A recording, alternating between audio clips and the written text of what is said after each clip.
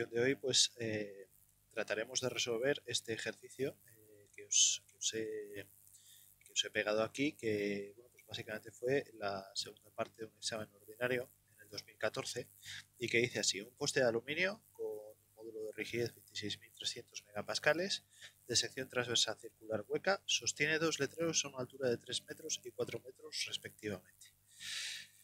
Se ve a la figura. La presión del viento contra los dos letreros es de 3 kilopascales, es decir, 3.000 newtons por metro cuadrado.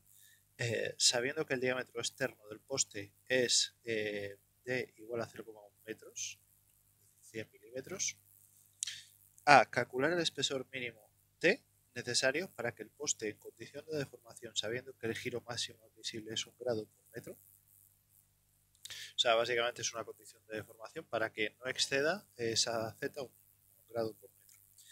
Y B, calcular en la sección XX el espesor T mínimo necesario para que el poste en condición de resistencia aguante, sabiendo que la tensión máxima admisible son 70 megapascales.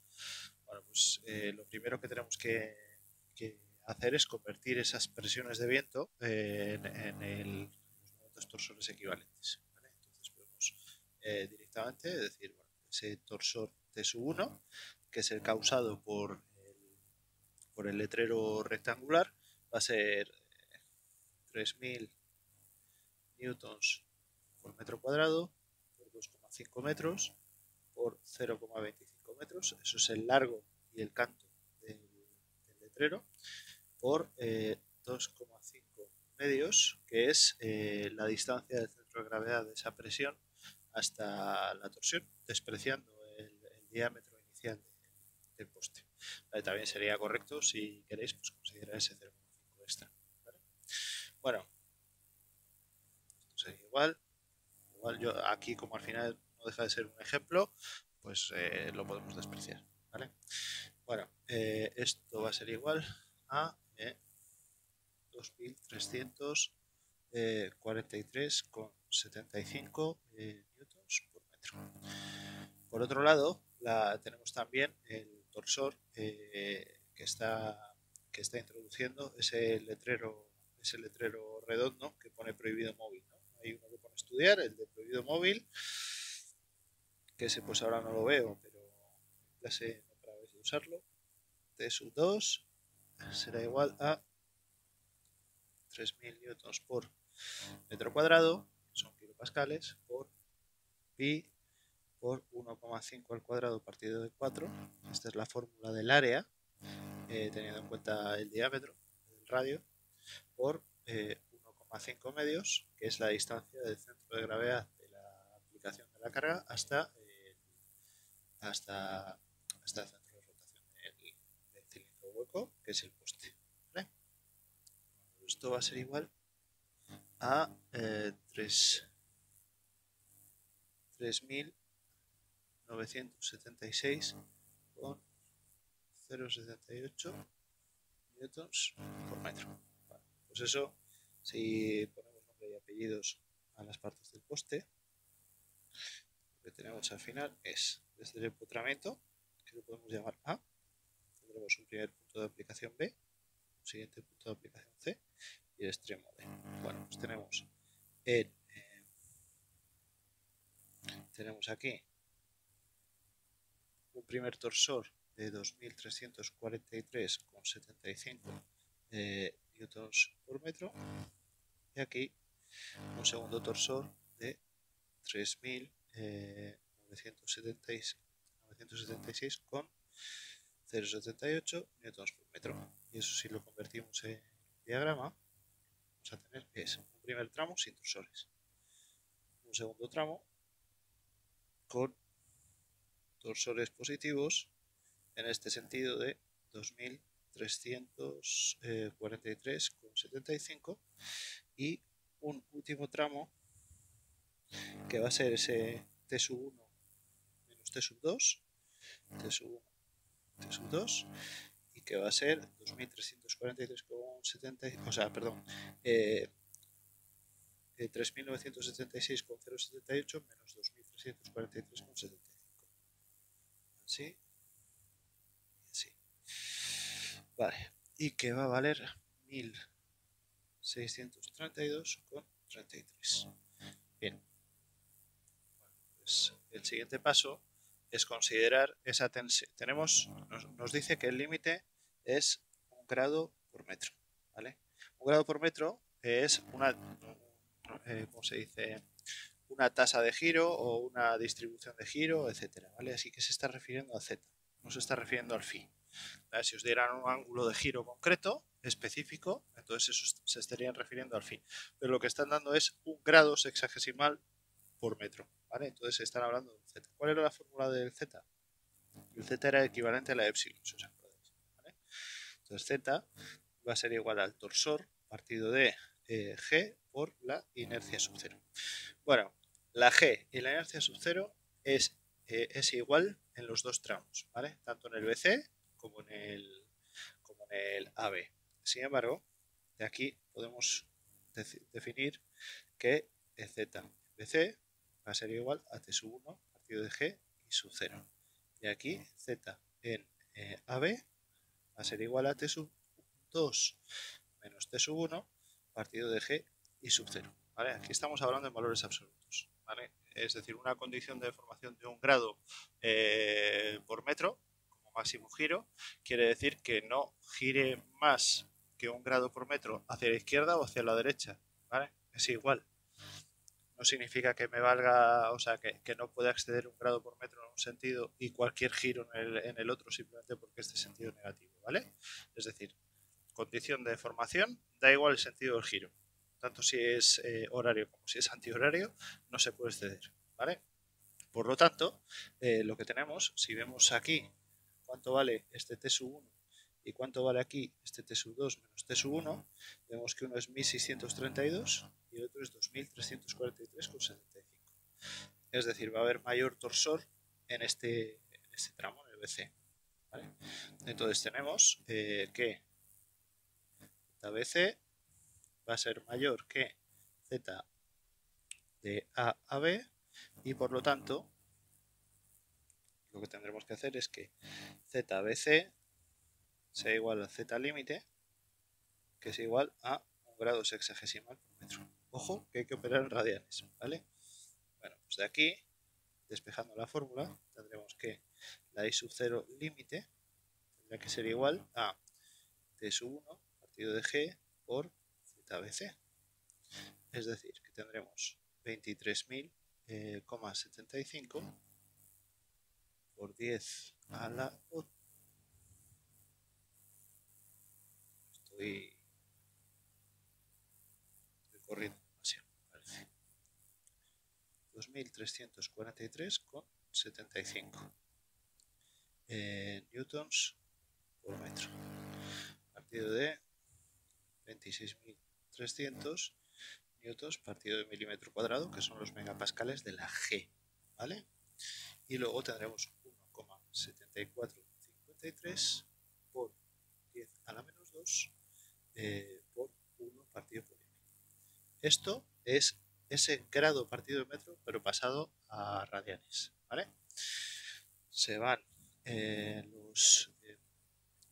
los newtons de arriba y de abajo y lo que quedaría arriba sería metros cuadrados por milímetros cuadrados y por este 10 a la menos 2, ¿vale? Entonces si quiero milímetros a la cuarta, tengo que multiplicar por 10 a la 6 y este 10 a la menos 2 al pasar al numerador es por 10 a la 2. Entonces lo que va a quedar es 23.043,75 por 10 a la 8 partido de 26.300 por 1,7453, que va a ser igual a 5.106.054,52 milímetros a la cuarta. ¿Vale? Bueno, esta al final va a ser la inercia límite para que en el lugar que está más solicitado, que es ese tramo BC, el giro por unidad de longitud máximo, el giro distribuido máximo, o por unidad de longitud, si queréis, no exceda ese grado por metro, ¿vale? Pero por otro lado, lo que nos están pidiendo no es cuánto vale la inercia, sino cuánto vale su espesor. y el espesor está dentro de la fórmula de la inercia. Porque la fórmula de la inercia es pi partido de 32 por, vamos a poner aquí ya en milímetros, 100 milímetros a la cuarta menos 100 milímetros menos 2 veces el espesor a la cuarta, que es la fórmula. Este sería, si tenemos un tubo, lo que estamos haciendo es coger el área del tubo de fuera y después restarle el de dentro, que es este de aquí. Dejamos aquí y así pues nos quedaría la inercia de un tubo hueco. Bueno, pues con esta fórmula podemos despejar aprovechando lo anterior y lo que quedará será que 100 menos 2t a la cuarta será igual a 100 a la cuarta menos 32 partido de pi por i sub 0 límite.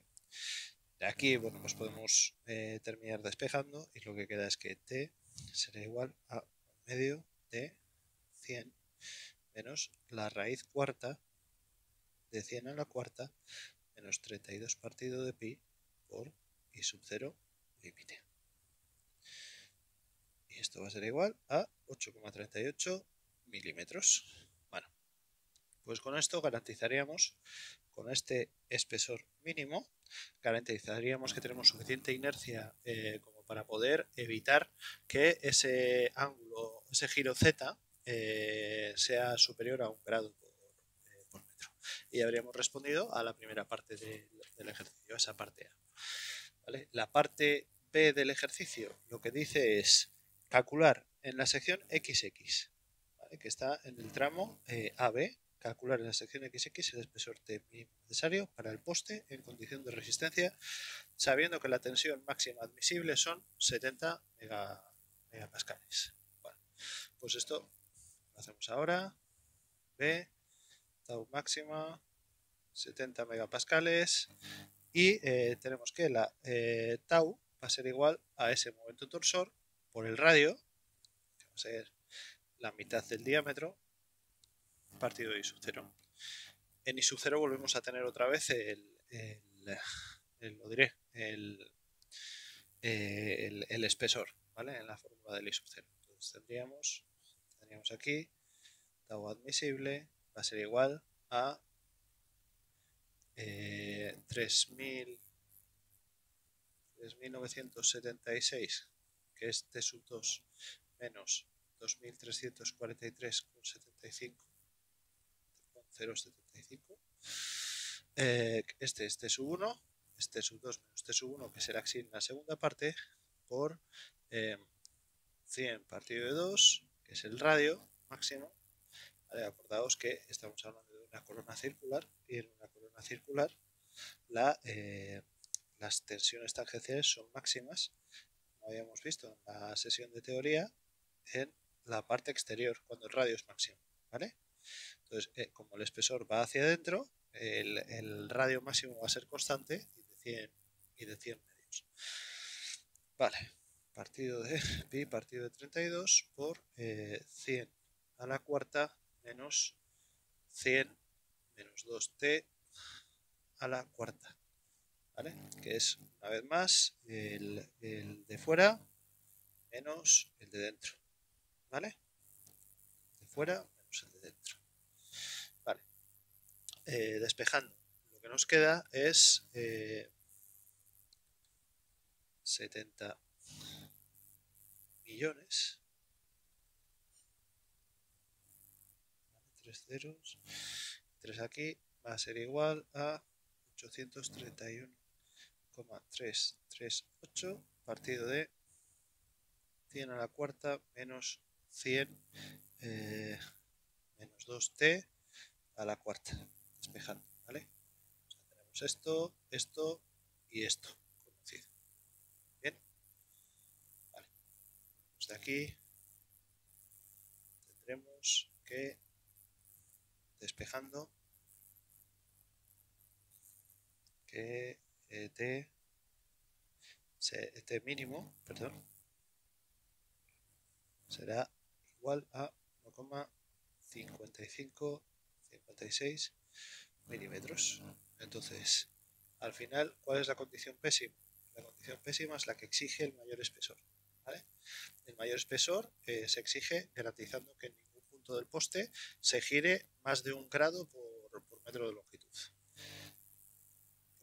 Porque se pide casi 9 milímetros y aquí pues estamos pidiendo un poquito más de milímetro y medio, ¿vale? Y bueno, pues simplemente con esto habríamos terminado este primer ejercicio. Muchas gracias por vuestra atención y veréis pues que prácticamente todos los ejercicios van a ser iguales, ¿vale? Es decir, vamos a tener, nos van a preguntar condiciones de deformación, condiciones de resistencia y vamos a tener que trabajar pues con un ramillete de fórmulas igual que en el caso de tracción con presión, ¿vale? Salvo porque aquí no hay temperaturas. Bueno, muchas gracias por todo y hasta la próxima sesión.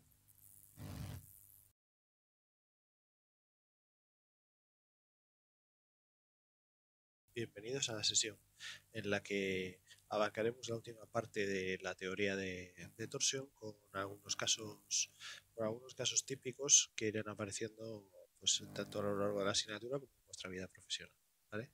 El primer caso de ellos será el de eje empotrado en un extremo y sometido a par en el otro.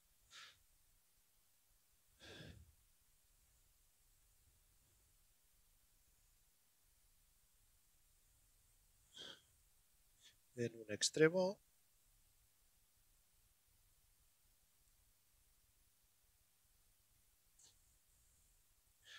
a par en el otro. Bueno,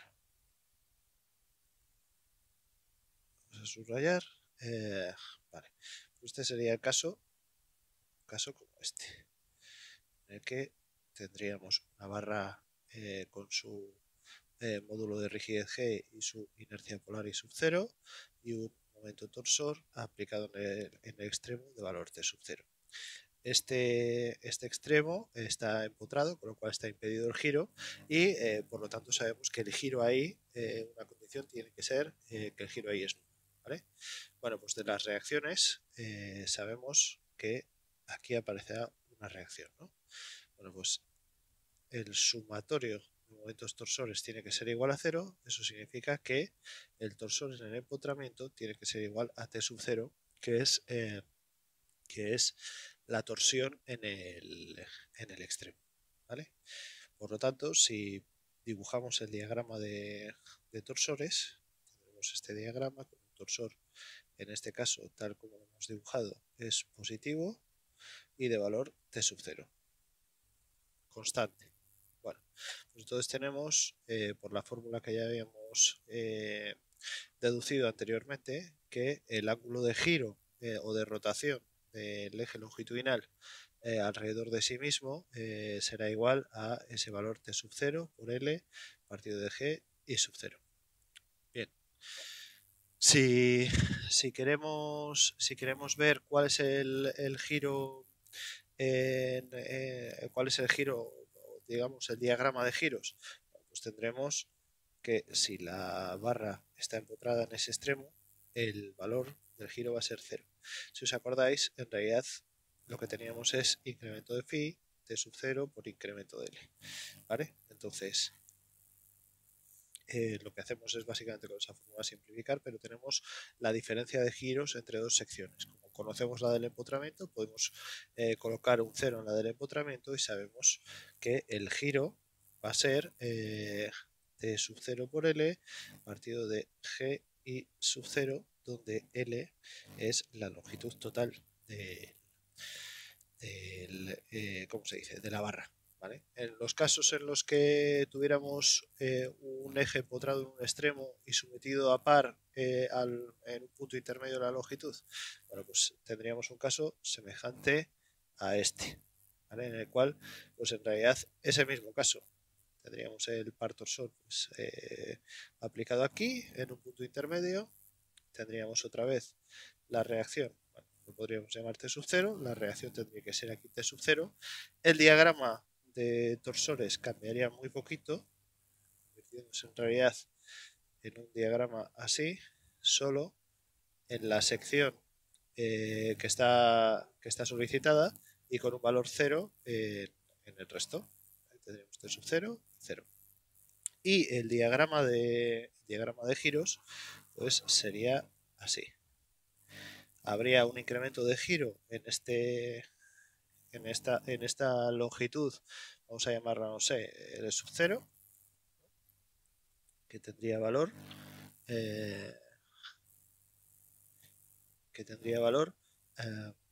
T sub 0 por L sub 0 partido de G y sub 0. Bien, esta segunda parte de aquí, esta de aquí, al no haber torsor, no hay incremento. Pero eso no significa que se recupere y que vuelva a ser 0 el giro. ¿Vale? Eso significa que el giro se queda donde estaba, no sigue creciendo. ¿Vale? Ojo con eso. Bien, pues este sería un caso secundario en el que en realidad pues tenemos ese torsor puntual aplicado en un punto intermedio de la barra. ¿Vale? Bueno, pues eso sería muy sencillo porque es un caso en el que, como habéis visto, pues hemos podido calcular directamente la reacción porque estamos en un caso isostático. ¿Vale? Tenemos un momento torsor aplicado y tenemos un empotramiento. De ahí hemos podido, a partir de la ecuación de equilibrio, que es sumatorio de momentos torsores es 0, sacar el torsor en el empotramiento. Pero ¿qué es lo que pasa cuando tenemos torsión hiperestática? ¿Se puede tener torsión hiperestática? Pues sí, se puede tener torsión hiperestática. ¿Vale? Por ejemplo, hay varios casos. Vamos a estudiar un primer caso, que va a ser el de eje biempotrado con par aislado.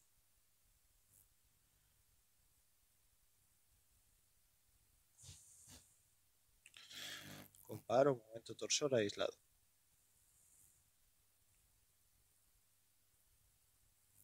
Bueno, pues este caso vendría a ser una cosa así. Vamos a dibujarlo convenientemente. Pues tendría una longitud total L, una longitud A y una longitud B. Y en este punto intermedio, o sea, aquí tendríamos el nudo A, nudo B, nudo C. En este nudo C intermedio aparecería ese torsor T sub 0. ¿Vale? Entonces, claro, aquí ya pues van a aparecer dos reacciones. Una primera reacción en A, bueno, reacción en A. Vamos a llamarlo momento torsor en A si queréis, o torsor en B. ¿Vale? Torsor en A y torsor en B. ¿Vale? Bueno, vamos a suponer en este caso, por simplicidad y por empezar por las cosas más sencillas, que toda la barra tiene valor G y sub 0 igual a constante. Es decir, toda la barra tiene el mismo material, de ahí que tenga la misma G y la misma geometría, de ahí la misma inercia polar. ¿Vale? Es decir, va a tener al final la misma rigidez. ¿Cómo se puede resolver el problema hiperestático? Porque claro, aquí si utilizamos sumatorio de momentos torsores igual a 0, lo que tenemos es que T sub A más T sub B tiene que ser igual a T sub 0. Es decir, con esta ecuación aisladamente no somos capaces de saber cuánto va a valer el momento torsor en A y el momento torsor en B. Necesitamos una ecuación de compatibilidad. ¿Cómo se van a sacar las ecuaciones de compatibilidad? Bueno, pues sabiendo que el giro total de la barra va a tener que ser 0. ¿Por qué? Pues porque el giro en A, al estar empotrado, va a ser 0.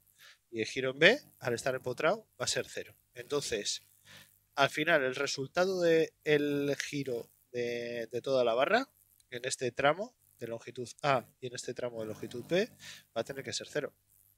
¿Vale? No puede haber un incremento de phi mayor que 0 porque los dos extremos están empotrados, a menos que una condición sea un giro impuesto en uno de los apoyos. ¿Vale? Pero eso es una condición muy particular. Si está bien empotrado y el giro es 0 y 0. ¿Vale? Bueno, pues empezamos, si queréis, y vemos qué es lo que hay.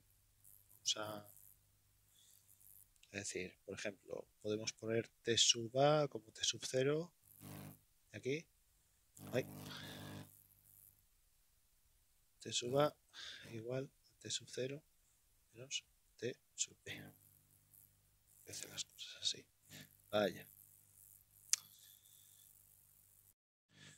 Bueno, pues para lidiar con esto, lo que podemos hacer es liberar uno de los apoyos y aplicar que la condición sea que el giro total sea nulo, ¿vale? Es decir, podríamos decir que tenemos aquí una barra en la que tenemos dos torsores, torsor T sub 0 par torsor T sub B, y aquí aparecerá esa reacción T sub A y aplicamos, tenemos el nudo A, el nudo C y el nudo B.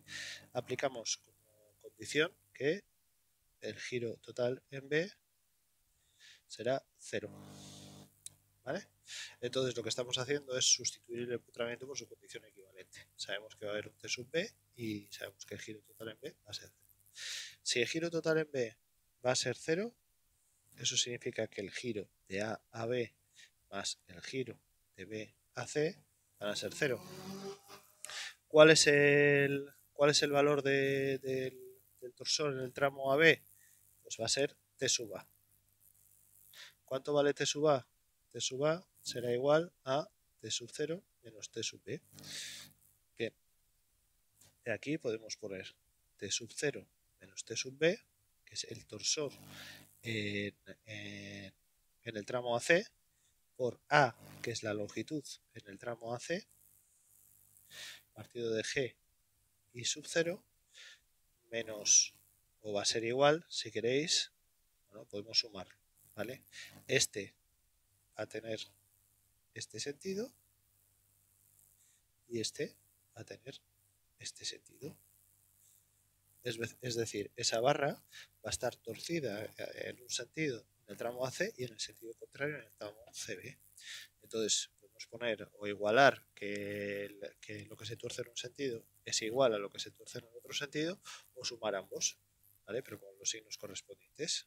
Entonces eso el primer tramo sería T sub 0 menos T sub B menos T sub B por B partido de G y sub 0 tiene que ser igual a 0.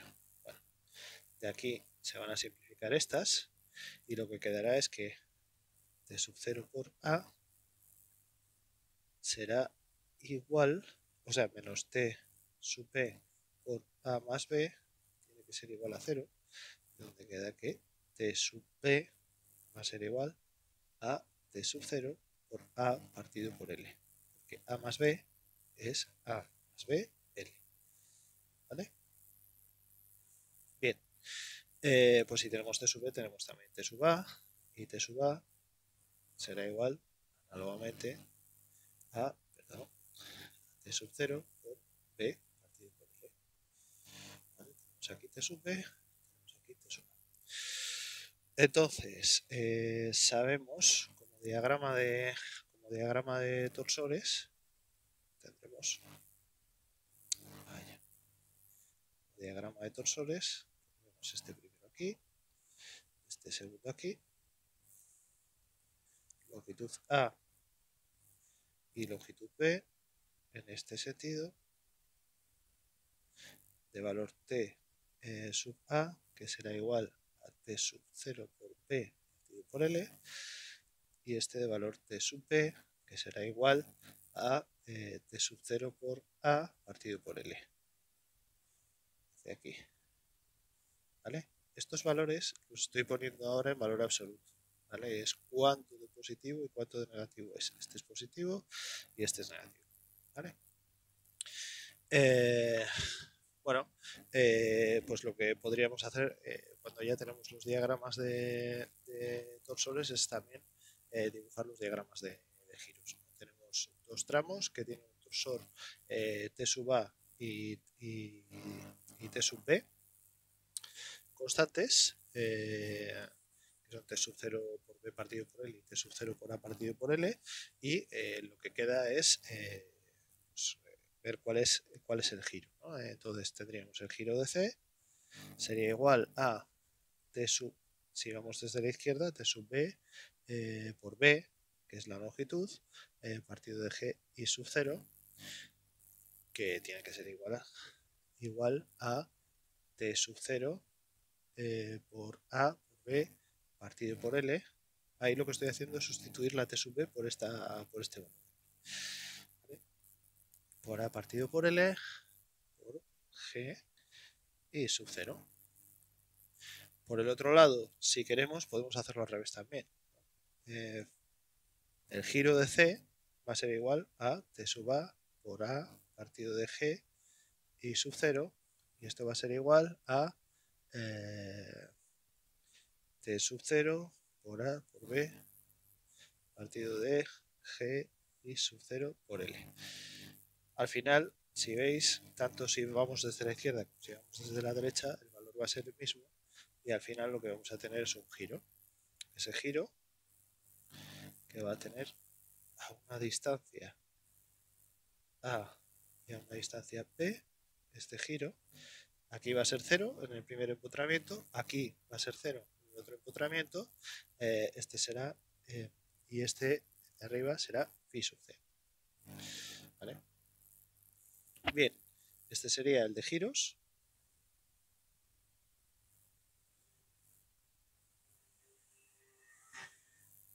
Y este sería el diagrama de torsores. Vale.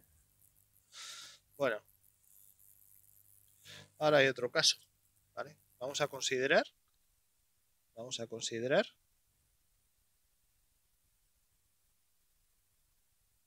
que G por I sub 0 no son constantes. Eso sí, sí son, pero sí son constantes por tramos.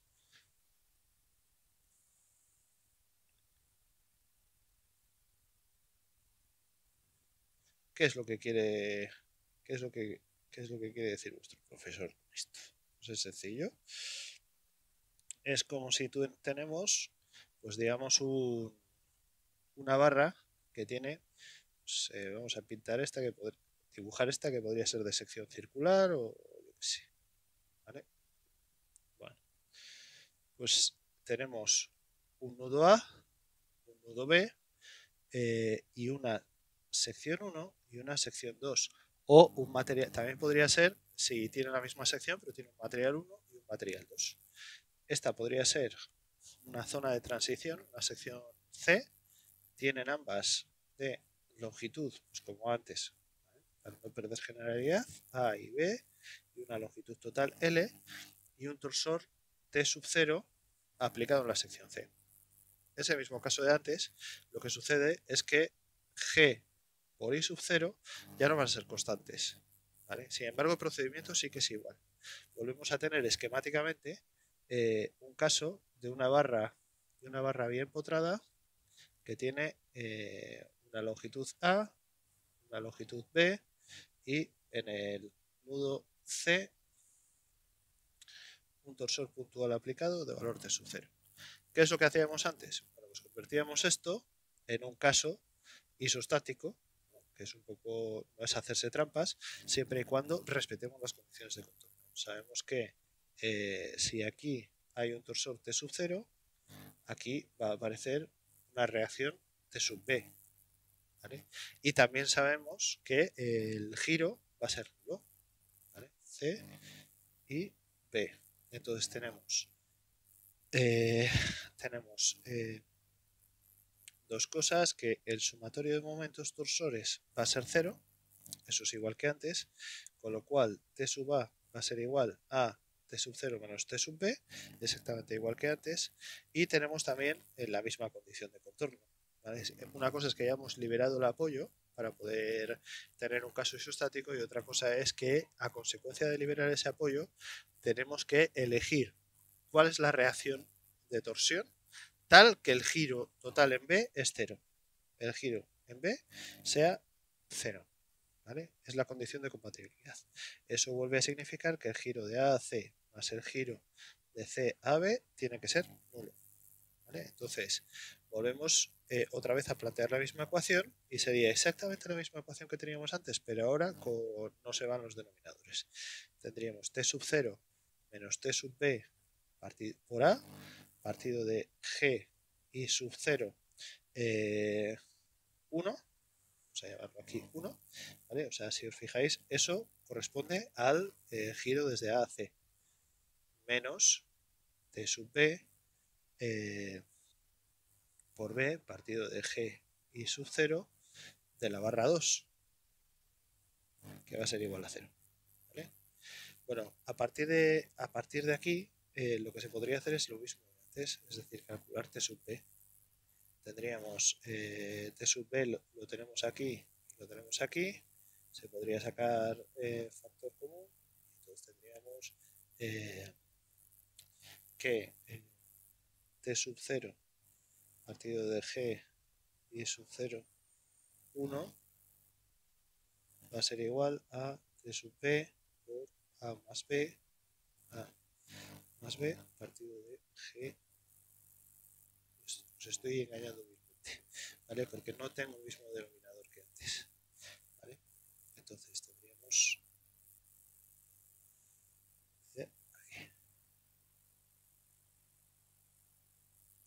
en realidad t sub b por a partido de g y sub 0 1 más b partido de g y sub 0 2. Entonces, t sub b va a ser igual a t sub 0 partido de g y sub 0 1 por a partido de g y sub 0 1 más b partido de g y sub 0 2. ¿Vale? Bueno, con eso tenéis t sub b. Si despejáis t sub b podéis sacar t sub a, y si sacáis t sub a y t sub b ya tenéis resuelto el sistema, ¿vale? Lo único que os quedaría es confirmar que efectivamente pues, va a haber distinto giro. Bueno, ¿cómo podemos complicar un poquito más las cosas? Pues vamos a suponer que tenemos una determinada barra que tiene dos tramos que su g y sub 0 es constante, pero no es constante en toda la barra, sí por tramos, pero no constante en toda la barra, y que tenemos un torsor aplicado en uno de los dos tramos en un punto intermedio. ¿Vale? Bueno, pues podríamos poner, vamos a poner caso g y sub 0 no es constante y torsor, torsor aplicado en punto intermedio. O sea, pues nos puede suceder todo este tipo de cosas, ¿no? Al final empezamos por el caso más sencillo, pero vamos aumentando un poquito la dificultad. ¿A qué sería equivalente esto? Bueno, pues a tener una primera barra con unas características, 1, una segunda barra con otras características, 2, que también está empotrada, igual que en el caso anterior, con su nudo A y su nudo B, pero ahora ese nodo o nudo C, donde está ese torsor de sub 0 aplicado, está en un punto intermedio, ¿no? Entonces tendríamos ya, en vez de tener solo A y B, tendríamos A, B y C como esos tres puntos de aplicación de la longitud, ¿vale? Tendríamos un primer punto a una distancia A del apoyo izquierdo, donde lo que es una transición en las propiedades mecánicas de la sección, ¿vale? Ese valor G y sub 0. Un punto C que dista B del anterior, y que ahí lo que sucede es que estamos aplicando un momento torsor, y el siguiente apoyo ya al otro extremo de la barra, ¿vale? Bueno, pues volvemos a tener el mismo caso de antes, que sería esquemáticamente pues una barra bien empotrada, en la cual pues tendríamos 3A, B, C, y aquí tendríamos aplicado ese torsor T sub 0. Y esto es equivalente, otra vez, a tener una ménsula con ese torsor aplicado aquí, T sub 0, y su correspondiente reacción T sub B aquí. Bueno, viene a ser otra vez lo mismo. Se puede volver a aplicar la ecuación de equilibrio para poder hallar la reacción en A, T sub A, y tendríamos T sub A será igual a T sub 0 menos T sub B. ¿Vale? Vamos a plantear primero la ecuación de equilibrio para que veamos bien dónde viene todo. Sumatorio de momentos torsores es igual a 0. Entonces T sub A, que es la reacción en el primer apoyo, en el apoyo A, tiene que ser igual a T sub 0 menos T sub B. Vale. Por otro lado, además de las condiciones de equilibrio, tenemos una condición más, que será sumatorio de momentos o el giro total en B tiene que ser igual a 0, ¿vale? Sigue estando en cuadrado. Entonces eso significa que el giro de el primer giro, que no lo vamos a llamar de A a B, sino de la primera barra, el giro de la longitud A, vamos a llamarlo de alguna manera, ¿vale? Más el giro de la longitud B más el giro de la longitud C tiene que ser igual a 0, ¿vale? Voy a llamarlo así, ¿vale? Tiene que ser igual a 0. Eso significa que, ¿cuál es el torsor que hay aquí? El torsor que hay ahí es T sub A, ¿vale? Entonces tenemos T sub 0 menos T sub B. T sub 0 menos T sub B por la longitud de la barra, que va a ser A, partido de G y sub 0 de esa misma barra, G y sub 0 de 1, más en esta zona de aquí, en la B, ¿cuál es el torsor que tenemos? Otra vez, torsor en A. Tendríamos T sub 0 menos T sub B por la longitud de esa barra, que es B, partido de G y sub 0, ojo, ahora de 2, ¿vale? Porque las propiedades mecánicas de esta zona son las correspondientes a la barra 2, ¿vale? Y luego menos T sub B por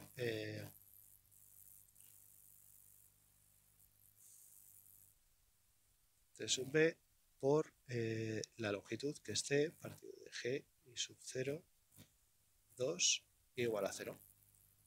Vale. De ahí sacamos T sub 0 por A, partido de G y sub 0, 1. Más T sub 0 por B, partido de G y sub 0, 2. Menos T sub B, bueno, menos T sub B por A, partido de G y sub 0, 1. Menos T sub B por B, partido de G y sub 0, 2. Menos T sub B por C, partido de G y sub 0, 2, tiene que ser igual a 0. ¿Vale? Bueno, pues partiendo ya de esta ecuación ya se puede despejar. ¿Vale? Tendríamos que pasar a dividir esto. Entonces tendríamos T sub B, por seguirlo desarrollando, sería T sub 0 por A, partido de G y sub 0, 1, más T sub 0 por B, partido de G y sub 0, 2, partido de G y sub 0, 1, más B, partido de G y sub 0, 2, más C, partido de G y sub 0, 2. De aquí podemos sacar T sub B. Con T sub B se puede dibujar el diagrama, ¿vale? Y lo que tendremos es pues algo de este estilo. Tendremos la barra aquí con 3 zonas. Espera, voy a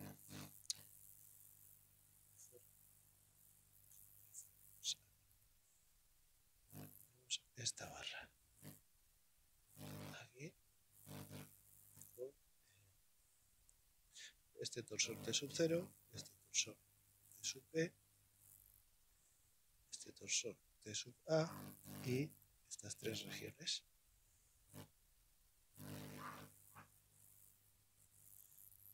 La primera región, esta de aquí, tendremos un torsor desde aquí hasta aquí de valor T sub A y con este sentido positivo de valor T sub A, y luego esta de aquí que va a tener un salto T sub 0 y aquí este diagrama que es negativo valor T sub B, ¿vale? Entonces tenemos T sub A, T sub B y T sub 0 como salto entre uno y otro, ¿vale? Cambio de sentido, y tres zonas, esta zona de aquí que va a tener G y sub 0 1, G y sub 0 2 y G y sub 0 2, y como diagramas de giro también pues, lo que tendremos será pues así más o menos así, y aquí este es el punto que he llamado C, este es el punto que he llamado A, este el B y este vamos a llamarle C, por ejemplo, con esa longitud A, B y C. Este sería el de torsores y este el de giros. ¿Vale? Bueno, pues tendríamos ese giro A C', que sería igual a T sub 0 menos T sub B, o T sub A si queréis, por A partido de G y sub 0 1. El giro de C' a C, que va a ser igual a T sub 0 menos T sub B, partido de G y sub 0 2, y me falta por la longitud. Y el giro de C a B, que va a ser igual a T sub B por C partido de G y sub 0 2, ¿vale? Entonces con eso se podría calcular estos tres incrementos de aquí, ¿vale? Bueno, pues ya hemos tenido en cuenta cómo se trataría un torsor puntual aplicado en un punto intermedio de una barra hiperestática que está bien potrada, tanto si tiene sección y características constantes como si es constante por tramos, y si está aplicado ese torsor justo en esos puntos de transición o también en puntos intermedios de cada una de las barras, ¿vale? Bueno, pues ahora como tenemos que seguir complicando un poquito las cosas y despacito, el siguiente caso sería cuando tenemos una barra isostática con un momento torsor aplicado. Ese sería otro caso, que sería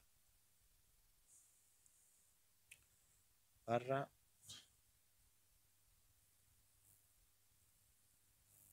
con barra isostática con momento torsor distribuido, uniformemente distribuido, ¿vale?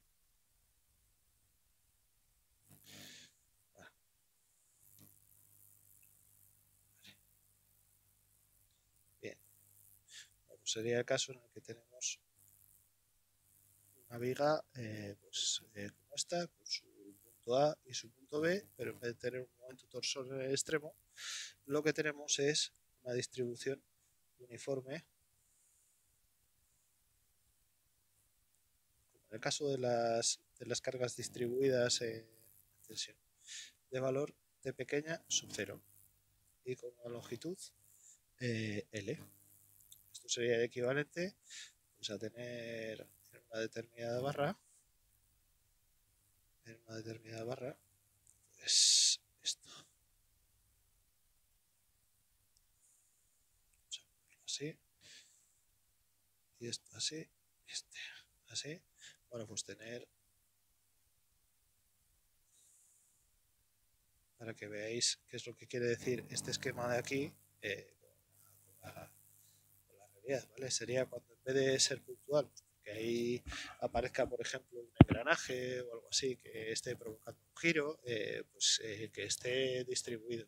Podría ser, por ejemplo, pesos constantes sobre correas en una cubierta, o podría ser muchas cosas, ¿no? Pesos sobre vigas que estén distribuidos en toda la longitud y demás. Al final lo que significa es que en vez de tenerlo concentrado, pues porque esté funcionando ahí un motor o lo que sea, pues que al final está distribuido. Pues porque sean cargas muertas, pesos propios, cargas de nieve, etcétera, ¿vale? Que están distribuidas. Bueno, pues qué es lo que podemos hacer? Pues lo que podemos hacer aquí es sacar lo primero, cuál es la reacción. El resultante de momentos torsores es igual a 0. Eso significa que la reacción, ese T sub A que aparece aquí, T sub A va a ser igual a T sub 0 por L, ¿vale? Lógicamente. Entonces, si queremos sacar cuál es la ley de torsores, se hace exactamente igual que las otras veces, ¿no? Es decir, que cuando estudiamos ahí diagramas, que tenemos un tramo de barra con ese T sub A aplicado aquí y está este momento torsor uniformemente distribuido de longitud y unos esfuerzos internos de torsión, ¿vale? Este de aquí. Este sería T sub X, este sería el T sub 0 y este de aquí sería el T sub A. Bueno, ¿cómo se haría la ley de esfuerzos torsores? Pues exactamente igual que las otras, lo que pasa que antes utilizamos sumatorio de fuerzas en el eje X, sumatorio de fuerzas en el eje Y y sumatorio de momentos también. Pues ahora vamos a incluir también en esta parte de torsión el sumatorio de momentos torsores tiene que ser igual a 0, ¿vale? Es decir, si la parte global está en equilibrio, cada una, o sea, si la estructura completa está en equilibrio, cada uno de los elementos de las subestructuras también lo tienen que estar, ¿vale? Entonces, si practicamos una sección a una longitud X, por aquí, me aparece ese esfuerzo interno, a esta longitud X, y podemos decir que la ley de esfuerzos torsores será T sub X será igual a T sub A menos T sub 0 por X. ¿Lo veis? Vale, entonces, ¿cuál será el torsor, el torsor total, básicamente? Bueno, si queremos expresar eso de una forma un poco más generalizada, podemos decir que sería menos T sub 0 por L más la integral de 0 a X de T sub 0 por el diferencial de X, eso sería en una rebanadita, ¿vale? Y de 0 a X estamos integrando aquí, ¿vale? Os he dicho distribuido uniforme, no siempre es distribuido uniforme del todo, es decir, puede ser una distribución triangular, etcétera. Esta sería una forma más general de verlo, ¿vale? Tendríamos ese T sub 0 por diferencial de X entre la integral entre 0 y X más T de X tiene que ser igual a 0. Por lo tanto, T de X tiene que ser igual a T sub 0 por L menos la integral entre 0 y X de T sub 0 por el diferencial de X. ¿Vale? ¿A qué llegamos con esto? Bueno, o sea, con esto vamos a llegar a lo mismo que habíamos hecho siempre, ¿vale? Pero dando un poco más de vuelta, ¿vale? Se calcula igual, ¿vale? Es esta de aquí.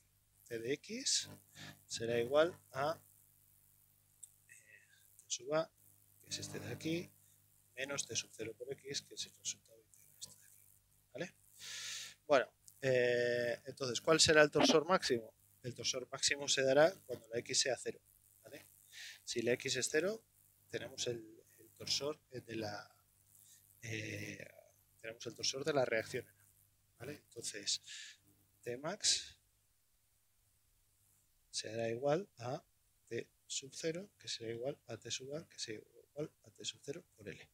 Bien, diagrama de torsores. el diagrama de torsores que vamos a tener va a ser uno triangular, así, y en positivo, con valor 0 en el extremo, ¿vale? Porque ahí no hay, en el extremo de una ménsula no hay reacción. Y aquí de valor T sub A. T sub A que habíamos quedado que era T sub 0 por L, ¿vale? Bien, ¿cuál va a ser el diagrama de giros? Pues el diagrama de giros sí que aquí ya va a tocar integrar, es decir, lamentablemente no lo podemos integrar siempre, y el diagrama de giros, pues lógicamente en el empotramiento pues va a ser 0, ¿vale? Pero luego va a ir creciendo con una determinada ley, ¿vale?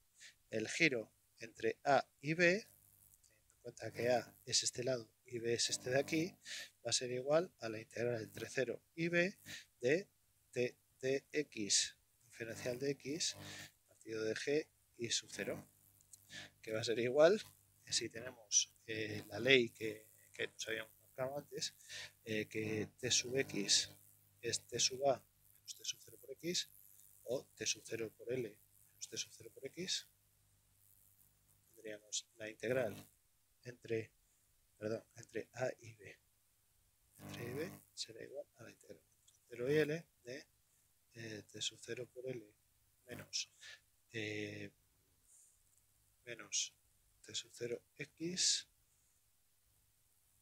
por el diferencial de X partido de G y sub 0. Y esto va a ser igual a medio por L por T sub 0 por L o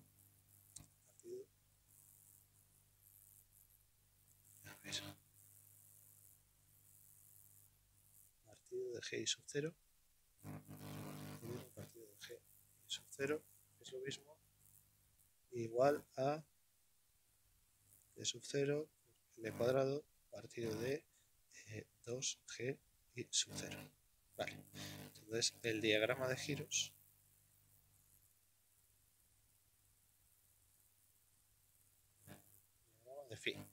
el diagrama de giros va a tener esta forma que va a crecer paradójicamente y va a tener aquí el valor phi, este que hemos dado, ¿vale?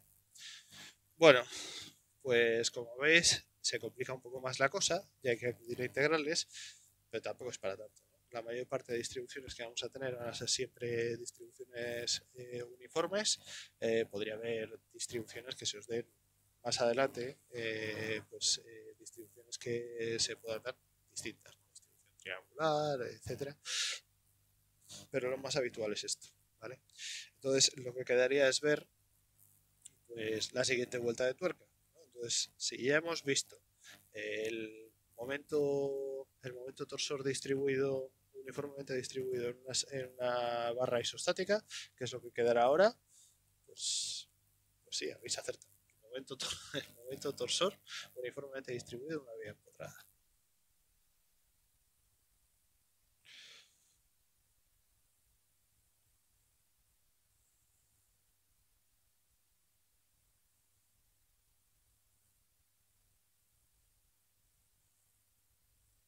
Distribuido en una vía empotrada. Que se va a hacer exactamente igual que antes, ¿eh? Lo que pasa que, bueno, ahora el giro, pues habrá que calcularlo también, pues como acabamos de ver. Entonces, este caso sería este. Tenemos una barra AB con un torsor uniformemente distribuido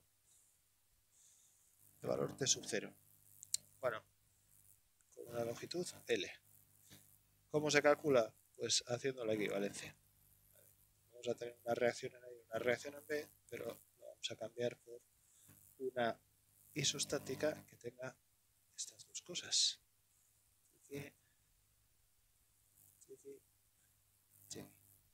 T sub 0, aquí una T sub B y aquí una T sub A. Bueno, del sumatorio de momentos torsores igual a 0, vamos a sacar el sumatorio de momentos torsores es igual a 0, vamos a sacar que la reacción en A va a ser igual a T sub 0 por L menos T sub B, que es la reacción en el empotramiento B. Y lo que vamos a tener es que el giro de A a B tiene que ser igual a 0. Y si el giro de A a B tiene que ser igual a 0, lo que podemos hacer es ver cuál es el giro por ese torsor T sub B de extremo y cuál es el giro por este T sub 0 distribuido, ¿vale? Y sumarlos directamente. Entonces sabemos que 1 partido de G sub 0. Recordemos que esta barra tiene G por I sub 0 constante, no ha dicho que sean variables o que sean diferentes.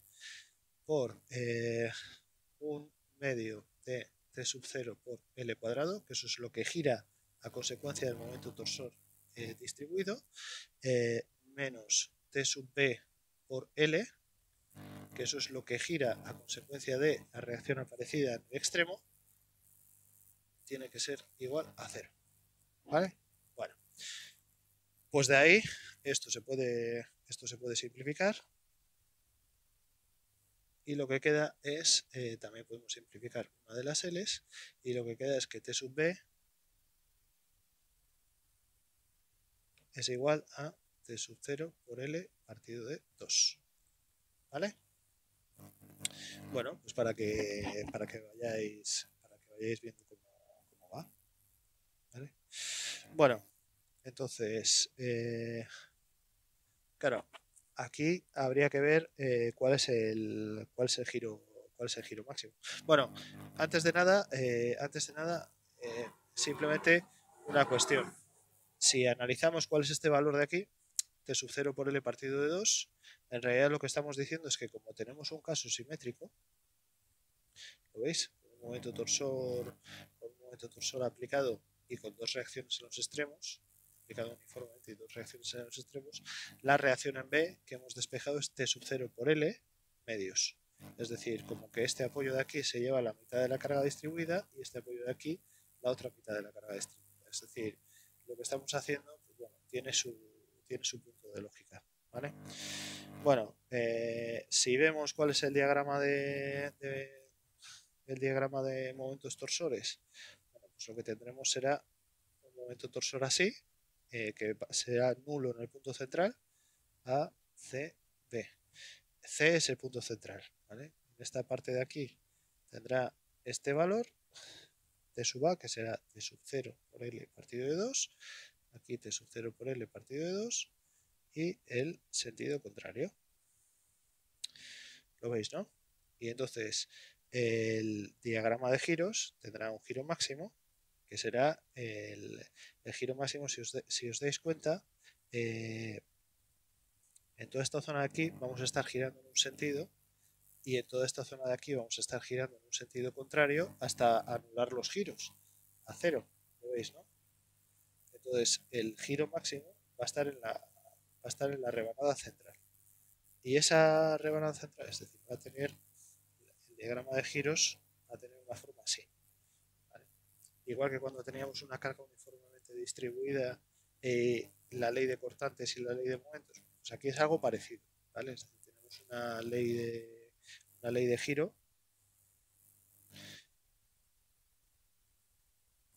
giro, que sería equivalente a la integral de esa ley de cortantes, y el giro de A a C será igual a 1 partido de G y sub 0 por un medio por L medios por T sub 0 por L partido de 2. ¿Qué es lo que estamos haciendo?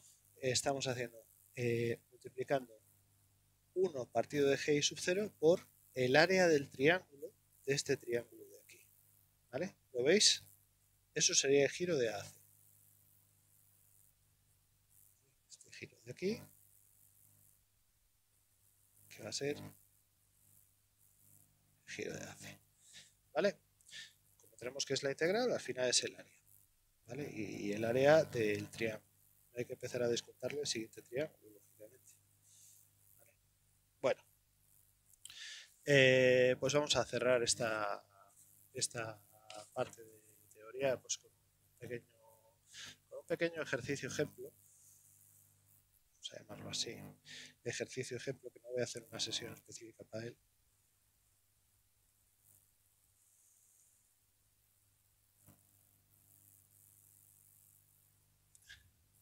Este de aquí.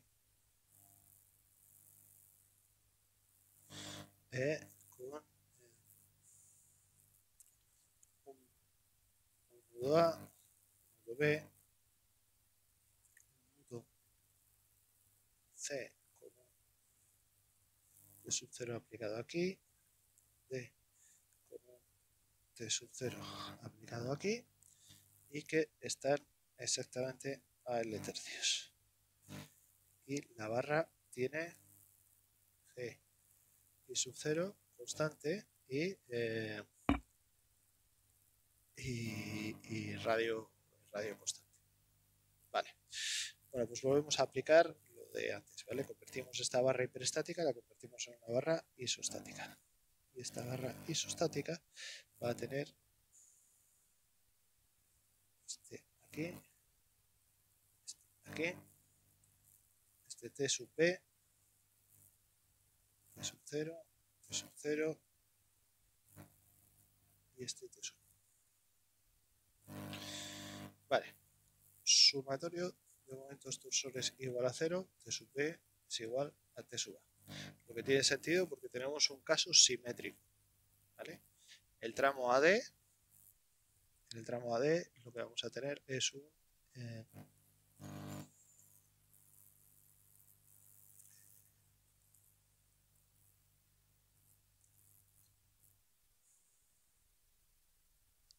vamos a romper esta barra 3 cachos. En esta de aquí vamos a tener este torsor, que va a ser T sub A, ¿vale? Ahora bien, ¿qué acabamos de decir? Que T sub A es igual a T sub B. Así que vamos a quitarnos una de las incógnitas. Vamos a poner aquí T sub B, T sub B. Aquí, ¿qué esfuerzo vamos a tener? Vamos a tener T sub 0 más T sub B. Este sería de la A a la D, de la D a la C, de la C a la B. Aquí volvemos a tener T sub B, aquí volvemos a tener T sub B, y aquí vamos a tener T sub 0 más T sub B. Y T sub 0 más T sub B. Vale, bueno, pues con eso lo que podemos ver es, tenemos que ver que se cumpla la condición de contorno. La condición de contorno es que el giro, ahí, el giro en B tiene que ser igual a 0, luego el giro de A a D, más el giro de D a C, más el giro de C a B, tiene que ser igual a 0. O sea, que T sub B por L tercios partido de G y sub 0 más T sub B por L tercios partido de G y sub 0 más T sub 0 por L tercios partido de G y sub 0 más T sub B por L tercios. Estos dos corresponderían a esta de aquí. Lo único que he hecho ha sido separarlos, ¿vale? Por L tercios partido de G y sub 0 será igual a 0. Bueno, todo esto se va y también se van los L tercios, ¿vale? Entonces queda que 3T sub B tiene que ser igual a menos T sub 0, lo que sea, lo que es lo mismo, T sub B es igual a menos T sub 0 tercios. Bien. Eso significará que los torsores que vamos a tener, estos tres tramos, van a ser T sub 0 tercios, T sub 0 tercios, T sub 0 tercios. 2 tercios de T sub 0. 2 tercios de T sub 0. Perdón, al revés. T sub 0 tercios, T sub 0 tercios. Si queremos dibujar los diagramas, tendremos este aquí,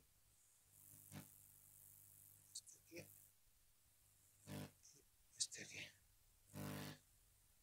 Estos dos negativos de valor T sub 0 tercios, T sub 0 tercios, este de aquí positivo de valor 2 T sub 0 tercios y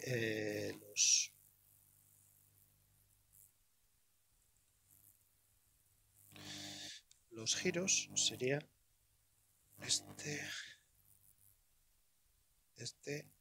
tendríamos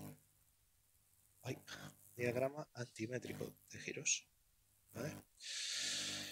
Que tendría 0 en el empotramiento del nudo A, 0 en el empotramiento del nudo B. En D, phi será igual a T sub 0 por L tercios partido de T sub 0 tercios partido de L tercios, o sea, será igual a T sub 0L partido de 9 por G I sub 0. Este de aquí pues sería igual, ¿vale? O sea, phi de D sería igual a phi de A a D. También podríamos hacerlo al revés, ¿eh? Phi de C será igual a T sub 0 por L partido de 9G I sub 0, pero al revés, ¿vale? Hacia arriba. Y al final, pues de valor 0. ¿Vale? Donde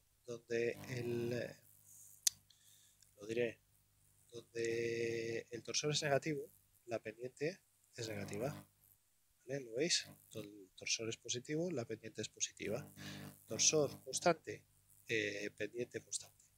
¿Vale? Bueno, pues aquí tendríamos también otro punto cero, que sería un punto en el cual pues no habría giros, que sería el plano de simetría. ¿Vale?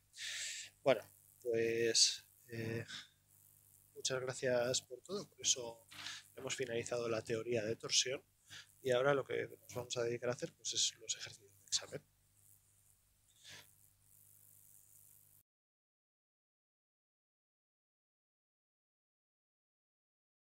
En esta ocasión haremos el segundo ejercicio de la asignatura como tal y lo que se nos presenta es este caso, ¿vale? Que son dos cilindros concéntricos, este que he pintado de color, que he dibujado de color azul y que he nombrado como cilindro 1 y este que he dibujado de color morado que he denominado cilindro 2.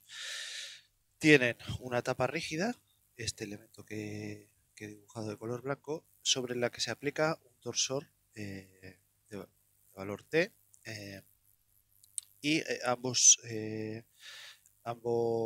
cilindros pues tienen unos diámetros de sub 1 y de sub 2. De sub 1 el cilindro interior 1 y de sub 2 el diámetro exterior del cilindro 2. Tienen ambos una longitud L y los datos son el torsor aplicado en la tapa 1500 newtons por metro, la longitud total del conjunto un metro también, y los diámetros de sub 2 y de sub 1 son respectivamente 100 y 80 milímetros. El primer comentario antes de empezar a plantear el problema es que sería exactamente lo mismo. O sea, no os dejéis el hecho de que un cilindro esté dentro de otro simplemente es una condición como cualquier otra, pero sería el mismo caso si tuviéramos un cilindro hueco así y tuviéramos un cilindro así también. ¿Vale? Es decir, las condiciones de equilibrio y de compatibilidad pues, van a ser iguales. ¿Vale? Es decir, no hay ninguna influencia de que uno esté dentro de otro, salvo que pues, hubiera rozamiento entre las paredes de cilindro interior y las paredes de cilindro exterior, ese tipo de cosas, pero que bueno, que no vamos a abordar ahora, ¿vale?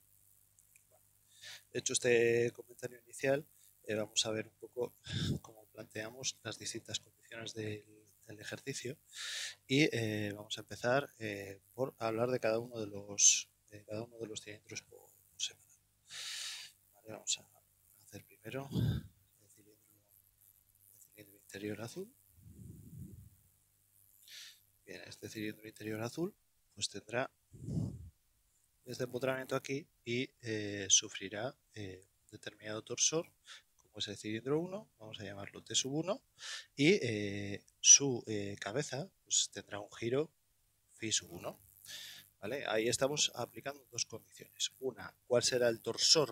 O sea, la parte del torsor T que se va a llevar ese cilindro central y cuál es el giro que tendrá su cabeza. Y lo mismo será con el otro cilindro, con el cilindro externo. ¿Vale? Que vamos a dibujarlo así y así, por ejemplo.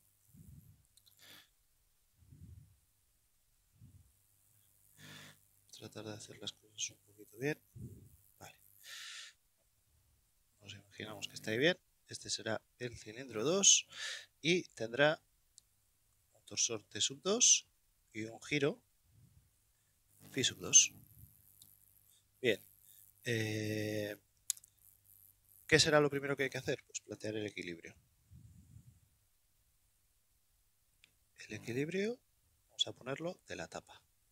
Bueno, pues si planteamos el equilibrio de la tapa, lo que tendremos es sobre la tapa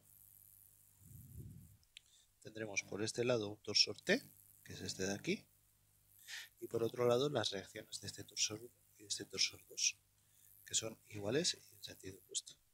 Tenemos este T1 y este T2. Bien, ¿qué es lo que dice el equilibrio? Pues que el sumatorio de momentos torsores tiene que ser igual a 0 y por lo tanto el torsor total tiene que ser igual a T1 más T2.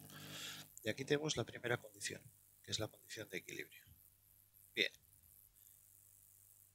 Ahora vamos con las condiciones de comportamiento.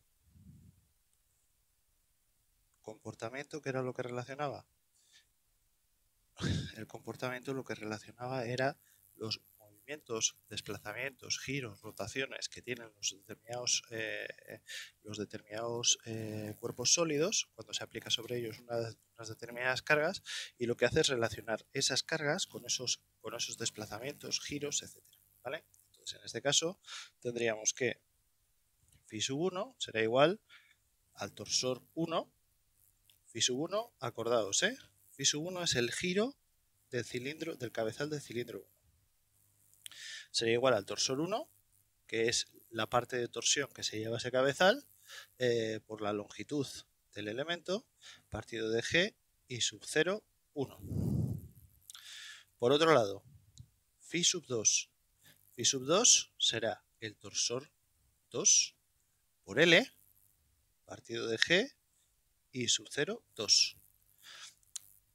Antes no hemos hablado de los materiales. Ambos son del mismo material. Eso significa que la G del cilindro 1 y la G del cilindro 2 son iguales. Es el mismo material y lo único que cambia es la disposición geométrica. Es decir, uno es un tubo macizo y otro es un tubo hueco. Bien, ¿cuál es la condición de compatibilidad? La condición de compatibilidad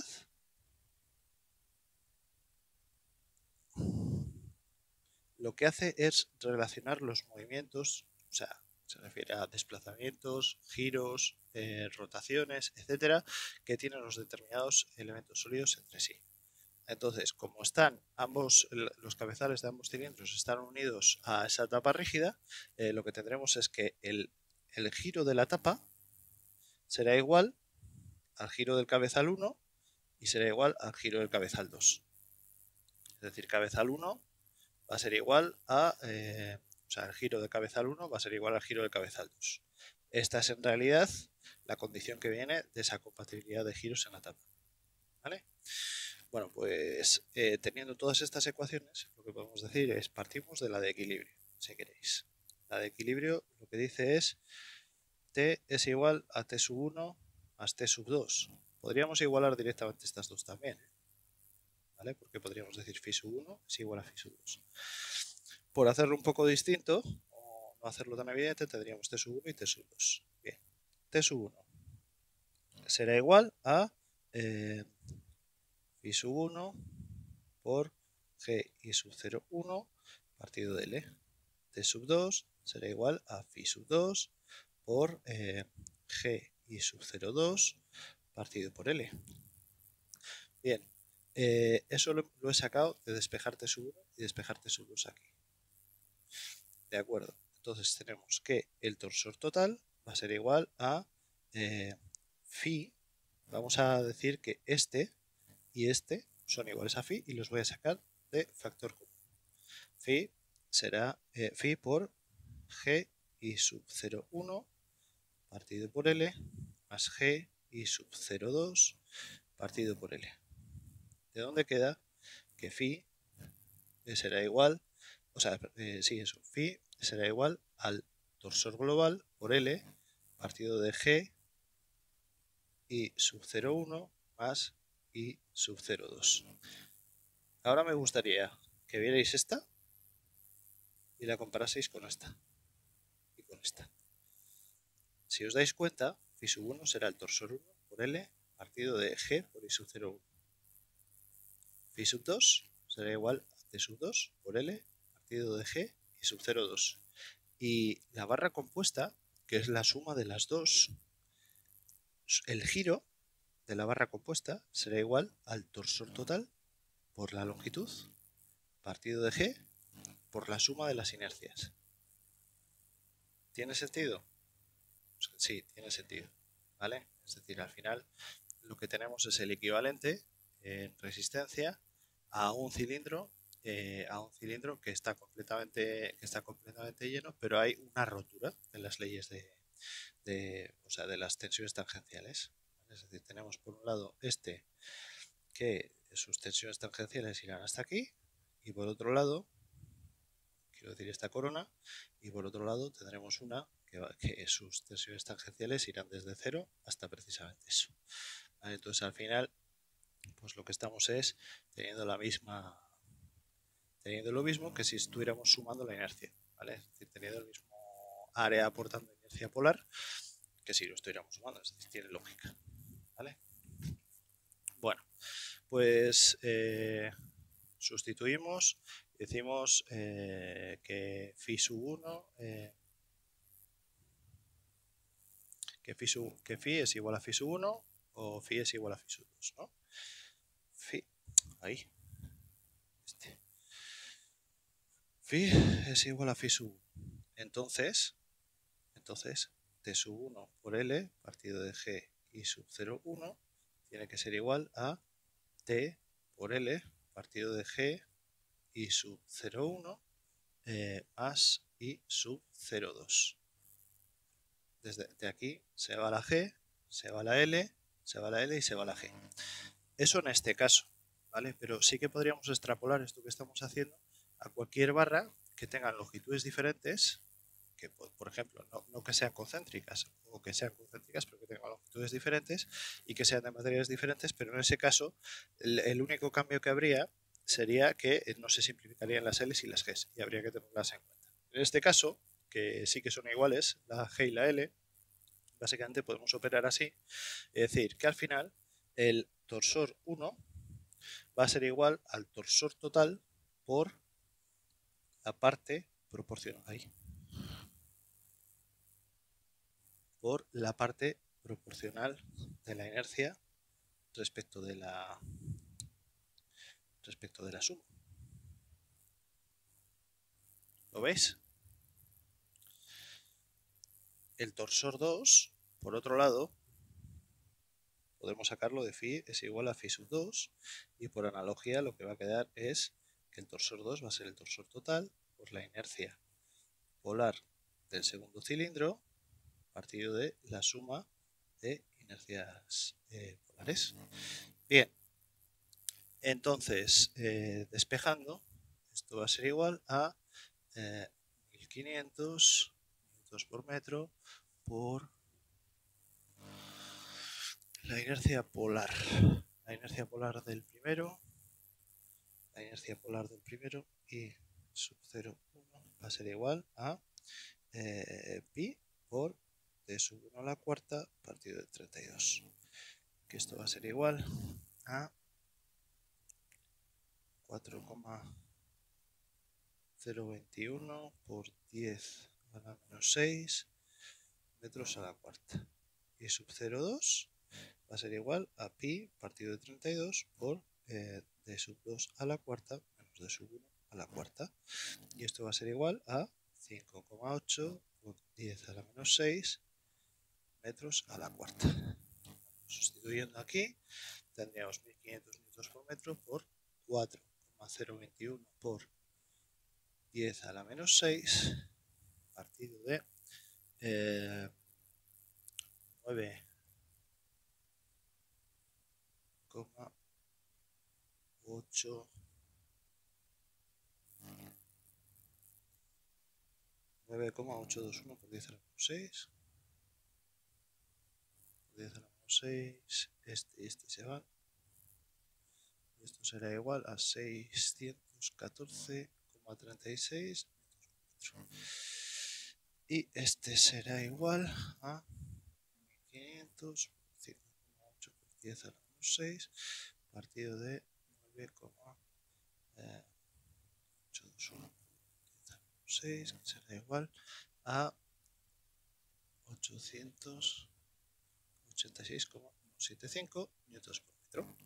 Vale, pues con esto ya podemos calcular cuáles son los tensores, o sea, los torsores que hay en cada uno de los dos cilindros. Pero bueno, si al final lo que nos interesa es saber cuál es la tensión máxima que hay en cada uno de ellos, solo tenemos que ir a la fórmula de la tensión. ¿Cuál es la tensión tangencial? Pues será igual al torsor, la tau sub 1 será el torsor 1 por el radio 1, que es de sub 1 medios, partido de I sub 0, 1. Y eso va a ser igual a 611 6,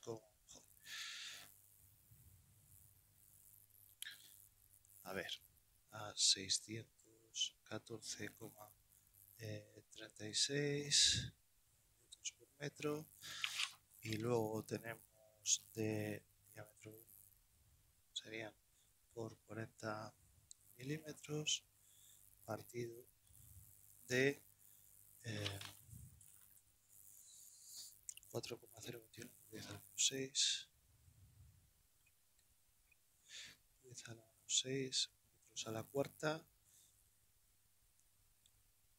Vale, esto habría que pasarlo 10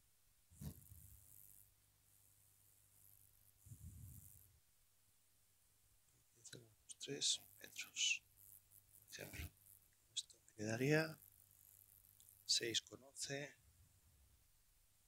megapascales. Y la tau sub 2 sería igual a T sub 2 por D sub 2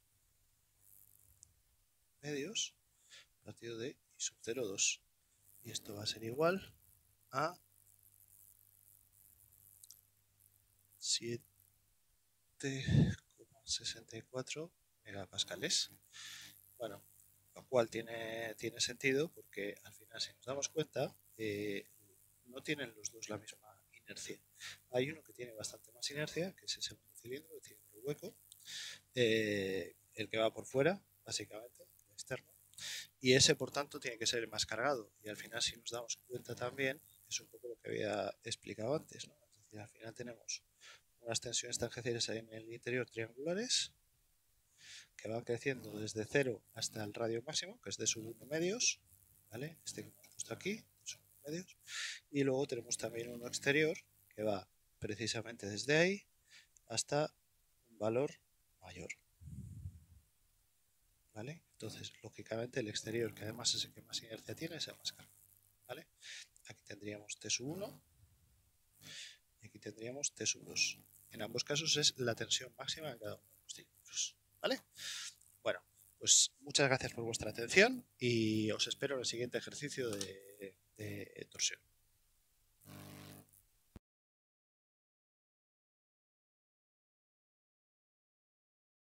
Bueno, pues en esta sesión C vamos a hacer el tercer ejercicio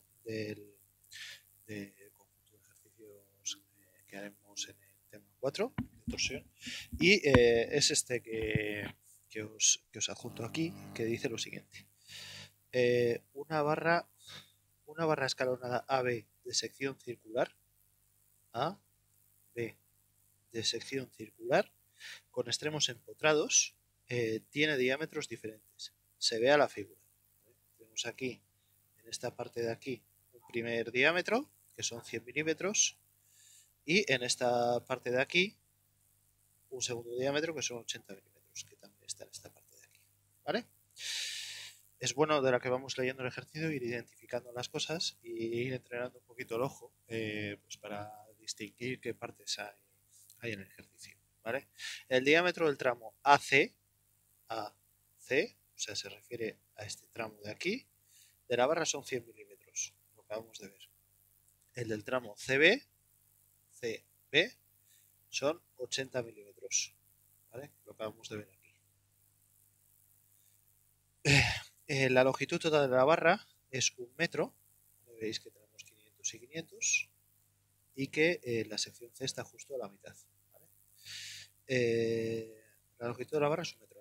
En el tramo de barra CB se encuentra un disco que puede ubicarse a lo largo del eje de la barra. Este disco de aquí, ¿ves que tiene esta flechita hacia la izquierda y hacia la derecha? Eso quiere decir que pues podríamos, imaginaos, ¿no?, aflojar los tornillos y mover la posición pues hacia aquí o hacia aquí de ese disco, de tal manera que se cumpla una condición y otra. En este caso, lo que dice es que puede ubicarse a lo largo del eje de la barra y provoca un par T en dicho tramo. Determinar a qué distancia X del extremo izquierdo de la barra se puede colocar el disco para que las reacciones en los soportes sean iguales. ¿Vale? Que las reacciones en los soportes sean iguales, lo que quiere decir es que si tenemos este T aquí, vamos a tener, pues aquí tendremos un T sub A y aquí vamos a tener un T sub B. Y lo que está diciendo es T sub A es igual a T sub B, que por tanto tiene que ser igual a T medios. ¿Lo veis? Vale. Bueno, pues entonces, ¿cómo podemos resolverlo? Bueno, en este caso tenemos un tipo de barra que es el que habíamos ido comentando. ¿Os acordáis que primero empezamos por una barra isostática con un torsor puntual aplicado en el extremo? Luego con un torsor puntual aplicado en algún punto de su longitud. Luego con tramos de distintas inercias polares, o sea, de sección constante por tramos, y con el torsor aplicado en alguno de los extremos de esos tramos. Luego teníamos sección constante por tramos y con el torsor aplicado en el medio de uno de los tramos. Y este es uno de esos casos, ¿vale? Es decir, tenemos un torsor tenemos una barra constante por tramos, en este caso con 2 tramos, en este caso con estos 2 tramos, este y este, los dos de 500 milímetros, y lo que nos están pidiendo es elige en qué punto aplicar el torsor para que las reacciones sean iguales. Bueno, pues eso, siempre que tenemos un bien empotrado, además como es el caso, tenemos torsión hiperestática, y lo que tenemos que hacer es liberar uno de los apoyos y suponer que tenemos una barra así.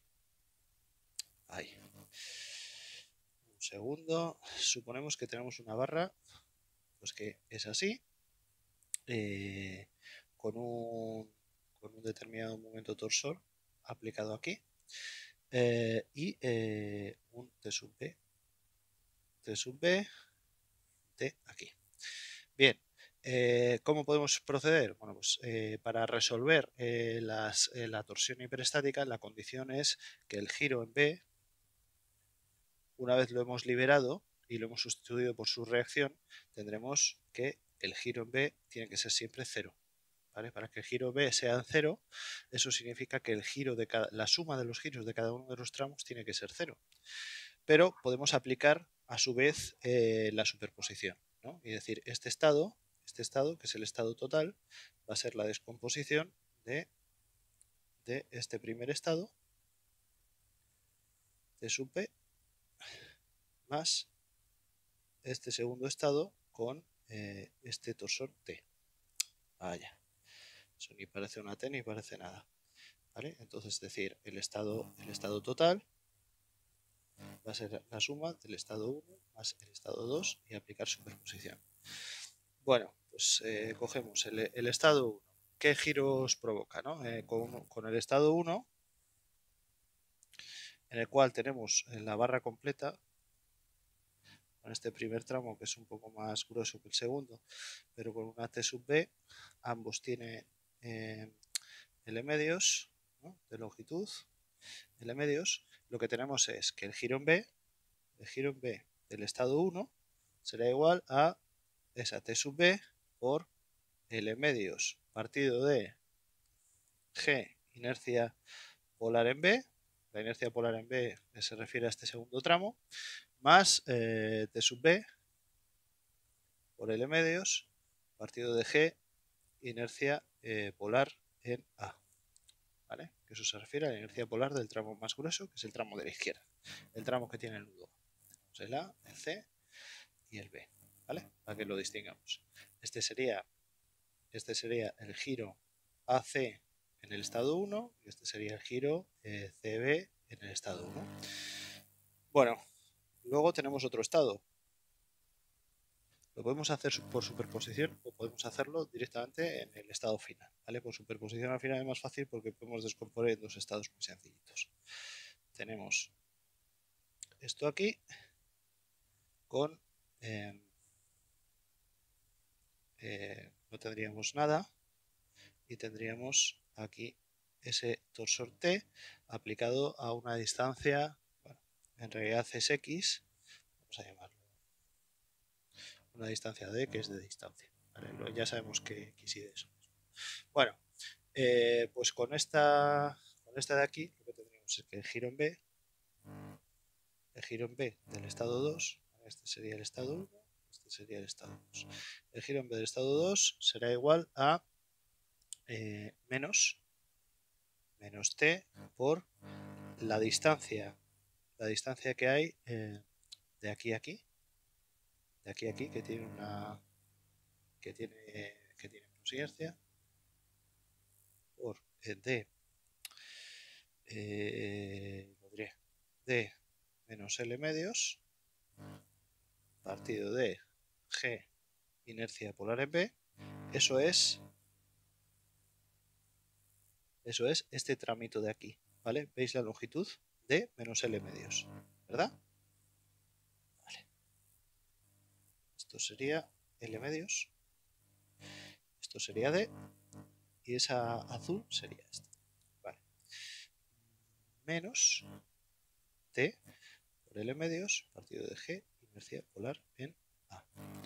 Este sería el phi sub CB del estado 2 y este el incremento de, y este sería el incremento de phi,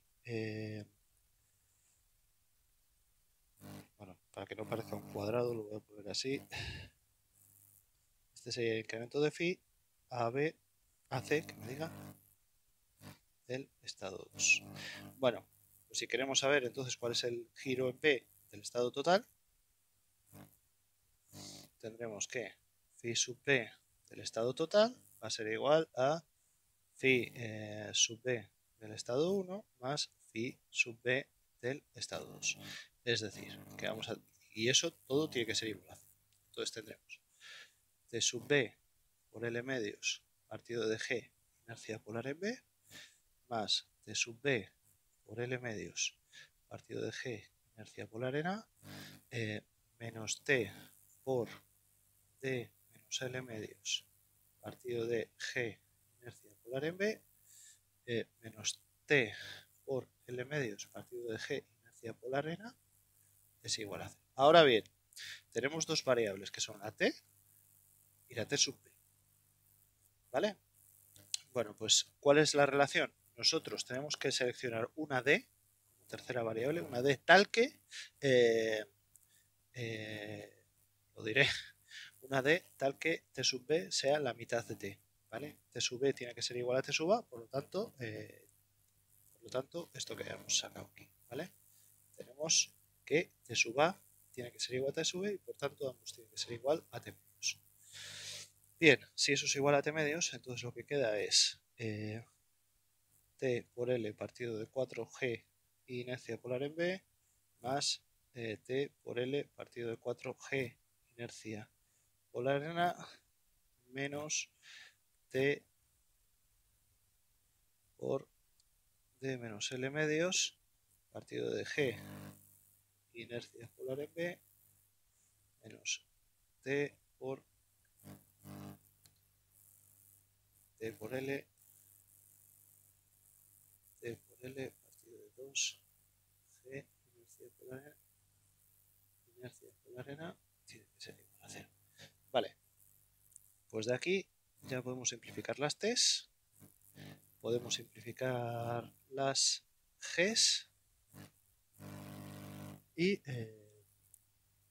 podemos continuar, ¿vale? Entonces, lo que quedaría sería L partido de 4 inercia polar en B más L partido de 4 inercia polar en A menos D partido de la inercia polar en B más L partido de 2 veces la inercia polar en B menos L partido de la inercia polar en A es igual a 0.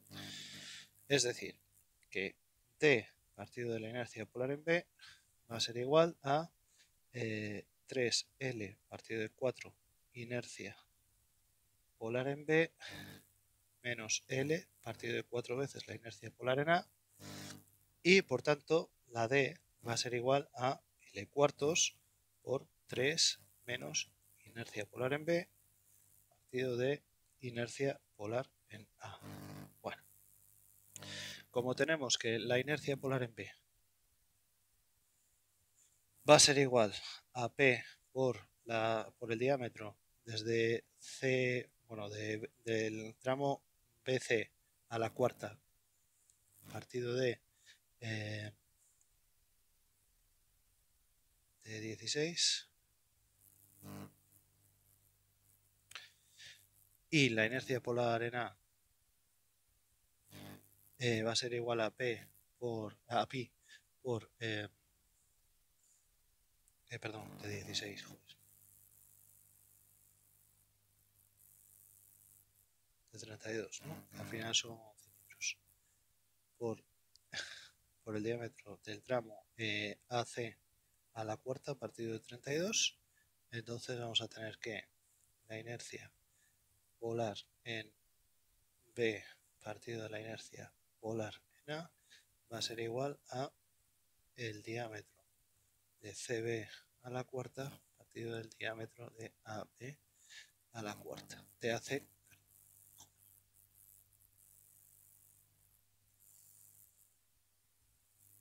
a la cuarta, que va a ser igual a 0,4096. O sea, estaríamos hablando de 80 a la cuarta partido de 10.000. No, de 100 a la cuarta. Bueno, pues entonces, sustituyendo, lo que queda es T es igual a 1000, que es L, partido de 4, por 3 menos 0,4096. Y esto va a ser igual a 647,6 milímetros. ¿Vale? Bueno, este ejercicio, además de superposición, se hubiera podido hacer directamente distinguiendo pues, cuáles son los torsores por tramos. ¿Vale? Es decir, hubiéramos tenido la barra dividida en 3 tramos, este y este. Bueno, este es el resultado. Hubiéramos tenido la barra dividida en 3 tramos, un primer tramo que hubiera tenido pues T sub B de torsor. Un segundo tramo que hubiera tenido, ya cuando se le está metiendo el torsor T, hubiera tenido T menos T sub B de torsor. T menos T sub B. Y este otro tramo que hubiera tenido también T menos T sub B, T menos T sub B, ese hubiera sido el torsor constante por tramos, pero este hubiera tenido G inercia polar A, G inercia polar B, G inercia polar B, este hubiera tenido de longitud L medios, este hubiera tenido de longitud D menos L medios, D o X, ¿vale? Que lo que dicen es lo mismo. Distancia menos L medios, y este hubiera tenido L menos D, este de aquí. Entonces, ¿cuáles hubieran sido los giros? Pues el giro del primer tramo hubiera sido T menos T sub B, ¿vale? O T medios, que al final es el que T menos T sub B es T sub A, pero acordaos de esa condición de que T sub A tiene que ser igual a T sub B y los dos igual a T medios, ¿vale? Por L medios, que es la longitud, partido de G, inercia polar A. Este tramo de aquí hubiera tenido phi, hubiera sido igual, incremento de phi, hubiera sido igual, incremento de phi, hubiera sido igual a T menos T sub B, T menos T sub B, que hubiera sido lo que os digo, T medios, por D menos L medios, partido de G, inercia polar en B. Y este de aquí hubiera tenido un incremento de phi, hubiera sido T sub B, partido de G, inercia polar en B, por L menos D. ¿Vale? Bueno, pues de la suma de todos ellos hubiéramos llegado a la misma condición. ¿Vale? La misma condición que es esta de aquí. ¿Vale? Lo podéis comprobar si queréis. Al final, todos los caminos llevan a. ¿Vale? Es decir, lo podéis hacerlo por superposición o hacerlo directamente por tramos y al final lo que os va a quedar es lo mismo. ¿Vale? Bueno, pues muchas gracias por vuestra atención y os espero en el siguiente ejercicio de torsión.